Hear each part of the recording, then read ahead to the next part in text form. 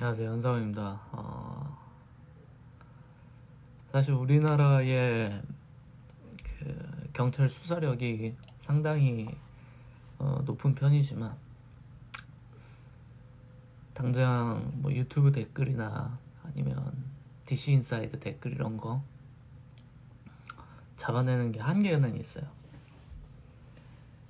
그래서 저도 예전에 DC 인사이드에다 누구 욕하는 글을 써서 한번 이제 조사까지 받아본 적은 있는데, 근데 조사까지만 받아보고 사실은 야, 이 정도는 기소할 감이 아니다 라고 해서 그냥 다 끝난 게 있었어요. 판결에서. 그래서 그 뒤로는 좀 조심하고 있긴 한데, 선을 굉장히 잘 지키는 거죠. 이게 모욕까지는 아니지만 정말 정당한 비판, 그 선. 하여튼 그렇게 하는 편인데, 한 가지 이제 팁 아닌 팁을 좀 공유를 하고자 합니다. 첫 번째는 뭐냐면은, DC 인사이드 같은 데서 글을 남길 때는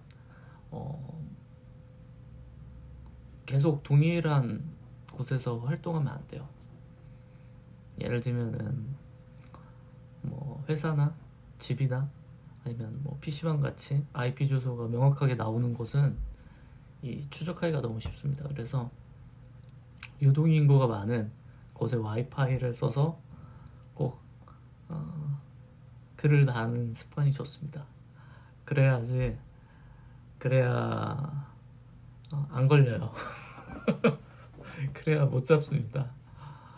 그리고 당연히 뭐 회원가입 해가지고 활동해서도 안 되죠. 회원가입 하지 말고 그렇게 유동 인구가 있는 곳이 굉장히 좋아요. 그래서 대표적으로 지하철이 있겠죠. 지하철 와이파이는 사실 잡아내는 게 거의 불가능한 수준입니다. 뭐 특정성이 절대로 만들어질 수가 없어요. 그리고 이제 유튜브도 제가 하나 비밀 알려드릴게요. 제가 옛날부터 유튜브도 다 찾아낼 수 있다, 못 찾아낸다고 하는 거는 말이 안 된다, 실제로는 찾아낼 수 있다라고 종종 말씀드렸는데, 그 메커니즘이 뭐냐면은, 여러분이 한국에서 가입한 구글 계정이고, 그리고 그 계정이 전화번호가 연결이 되어 있으면은 그러면 잡아냅니다.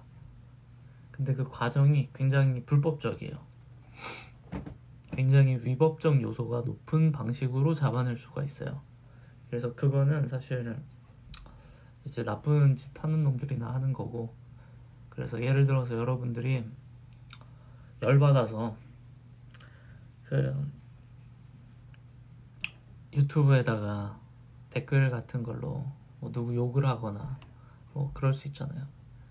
그러면은 일반적인 경로로는 유튜브에서 여러분의 신상을 제공해주지 않아요. 일반적인 경우에 법적으로 댓글은 뭐 줄 수도 있어요. 좀 오래 걸리지만, 예를 들면 무슨 사이버 레카 하시는 분들 있잖아요. 막 얼굴 가리고 그런 분들 정보는 정말 받기가 힘들어요. 근데 이 위법적인 경로를 사용하면은 잡아내거든요. 그리고 그 불법적인 경로를 통해서 잡아낸 사람들은, 예를 들어서 여러분이 어떤 뭐 아주 나쁜 뭐 정치권이나 아니면 뭐 경제계에서 좀 강력한 인물을 비판했다고 해봅시다. 아주 열받게 그 사람 아주 뭐 열받게, 또는 여러분이 그 사람의 어떤 비밀인 약점을 공개를 했다고 합시다. 그러면 이 사람들이 대부분은 잘 모르지만, 제가 말한 그 경로를 알고 있는 사람들은 여러분을 찾아낼 수 있어요. 여러분을 찾아낸 다음에 그걸로 여러분을 뭐 모욕죄나 뭐 사실적시 명예훼손 이런 걸로 잡아놓느냐? 못해요. 왜냐면 증거로서의 효력이 없어요. 그 증거 취득 과정이 불법적인 거라. 그러면 그 사실을 모두 알기 때문에 어떻게 하냐?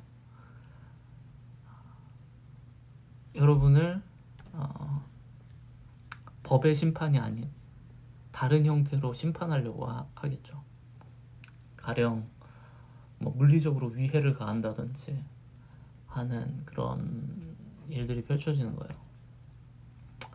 그래서 사실 조용하게 있는 게 가장 베스트고 근데 내가 유튜브나 아니면 뭐 디스인사이드 같은 곳에서 내 속 시원하게 그냥 막 욕하고 싶다 그러려면은 제가 추천하는 방법은 이겁니다. 첫 번째는 유튜브를 사용하실 때 절대 한국 서버로 접속하시면 안 됩니다. 한국 계정으로 접속하시면 안 돼요. 1차적으로 한국 계정이면 안 되고요. 해외 계정을 구해서 쓰시는 게 낫고 2차적으로는 접속하는 위치를 변경해야 됩니다. 근데 이 위치를 변경할 때도 좀 노하우가 필요해요. 그냥 위치 변경하면은 시간의 차이만 있을 뿐 잡아냅니다. 그렇고요. 그리고 DC 같은 곳에서 글을 쓰실 때는 절대로 IP를 하나에 특정해 가지고 사용하시면 안 좋다. 상당히 안 좋은 선택이 됩니다. 그러면은 여러분이 설령 별로 잘못을 안 해도 그거 갖다가 누가 여러분이 뭐 모욕을 했다 막 그런 식으로 끌고 가잖아요. 그럼 굉장히 귀찮아져요. 그럼 가서 뭐 조사도 받아야 되고 소명도 해야 되고. 그래서 사실 사람들이 법을 좀 두려워해요. 예를 들면은 막 소장 날라오고 뭐 날라오고 그러면은 그런 경험이 없으니까, 그런 경험이 없다 보니까 처음에는 야 이거 진짜 큰일 난 거 아닌가? 경찰서 가고 아니면 뭐 법원도 가보고 그러면 막 내가 뭐 이렇게 수갑 차고서 끌려가는 거 아닌가? 뭐 그런 식으로 생각하실 수 있는데, 만약에 내가 선을 넘지 않았다면은 그런 걸 두려워할 필요는 없습니다. 내가 상식적인 선을 넘지 않았는데 상대방이 과하게 행동했다 그러면은 일반적인 경우 사법부가 잘 판단을 해요. 미디어에서 검사들을 좀 안 좋게 묘사하는 경우가 많이 있죠. 부패한 검사 케이스들. 근데 저는 개인적으로 부패한 검사가 있겠지만 그 비율은 1% 정도라고 생각해요. 대부분의 검사님들은 미디어에 있는 검사와는 좀 차이가 많이 난다. 그래서 제가 생각할 때는 뭐 1에서 많아봐야 한 3%? 그 정도? 그 정도가 아닌 대부분의 검사님들은 상식적으로 정말 옳은 일을 위해서 힘쓰시는 분들이다라고 전 생각을 하고, 그러다 보니까 여러분이 선을 넘지 않았다면 뭐 크게 걱정하실 건 없을 겁니다. 근데 이제 선을 넘었다 그러면 그때는 좀 걱정을 해야죠. 그때는 좀 그건 잘못한 거니까. 어쨌든 그렇고요. 그래서 항상 한국에서 인터넷을 하는 거는 당당하게 해야 돼요. 당당하게. 예를 들어서 내가 뭔가 남들한테 거리낄 만한 걸 한다라고 하면은 이왕이면 VPN을 사용하던지 아니면 뭔가 다른 방법을 써야지 그게 현명한 방법이고, 아니면 사실 잡아내는데 코스트가 많이 들어서 그렇지 잡아냅니다. 잡아내고 그리고 아주 정교하게 잡아낼 수 있어요. 그리고 소위 말해서 막 먼지 털기 한다 그러잖아요. 뭐 털어서 안 나오는 게 없다. 근데 그 털어서 안 나오는 게 없다라고 하는 그 말의 함의 중에 하나는 뭐냐면 진짜로 여러분의 일거수일투족을 다 털어낼 수가 있다는 거예요. 우리나라의 그 사법 시스템 안에서, 그 공권력 아래서. 그래서 가령 여러분이 누구랑 전화를 했는지, 아니면 누구를 만났는지, 어떤 인터넷 사이트를 방문했는지, 거기서 몇 분을 보냈는지, 뭐 이런 모든 것들인 거예요. 그 모든 것을 다 맞추고, 그리고 그 다 맞춘 거에 더불어서 이제 뭐 CCTV 기록이나 이런 것까지 크로스 체킹 해가지고 동선까지도 다 뽑아낼 수가 있어요. 사실상 소위 말해서 그 스타크래프트로 치면 컴셋으로 스캔하는 거랑 똑같습니다. 그냥 여러분을 그냥 빨개 벗겨가지고 다 뜯어보는 거예요. 근데 이게 불법적인 경로로도 일부 가능한데, 만약에 여러분이 정말로 죄를 저지른 사람이면은 합법적인 경로로도 이게 비슷하게 가능은 합니다. 그게 참 무서운 거죠. 그래서 저는 대한민국이 상당한 수준의 감시 국가라고 생각을 하고, 그러다 보니까 이건 좀 과하다 싶다는 생각이 들기도 해요. 표현의 자유와 개인의 감시, 이 두 개가 언제나 좀 상충되는 가치인데, 한국에 대한 제 생각은, 한국은 표현의 자유는 있는데 감시한다는 사실 자체를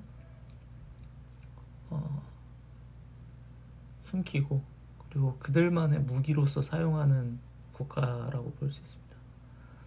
그래서 여러분들이 강한 상대랑 싸우게 되면은 매우 조심하셔야 돼요. 여러분이 가령 뭐 정치적으로 누군가를 대놓고 막 비판하면서 한다든지, 어떤 개인이든 마찬가지예요. 그게 선을 넘지 않는 수준이면 괜찮은데, 그들의 아킬레스건을 그냥 치는 순간, 그럼 그때서부터 정말 위험해집니다. 그래서 제가 이거 가지고는 소위 말하는 요즘 사이버 해커들 있잖아요. 그 중에서도 제가 생각할 때 괜찮다고 생각하시는 분들한테는 몇 번 조언을 드렸어요.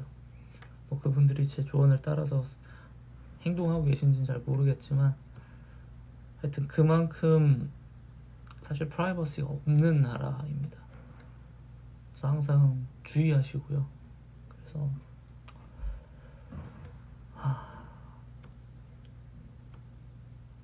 옛날로 치면은 뭐 남영동 끌려가가지고 뭐 없는 것도 다 자백하고 나오게 하는 그런 느낌은 아니지만, 사실 진짜 많은 거를 그 사람의 동의 없이 뽑아낼 수가 있다. 그게 참 무서운 세계라고 생각합니다. 그래서 네, 오늘은 그래서 이 얘기를 좀 전달드리고 싶었습니다.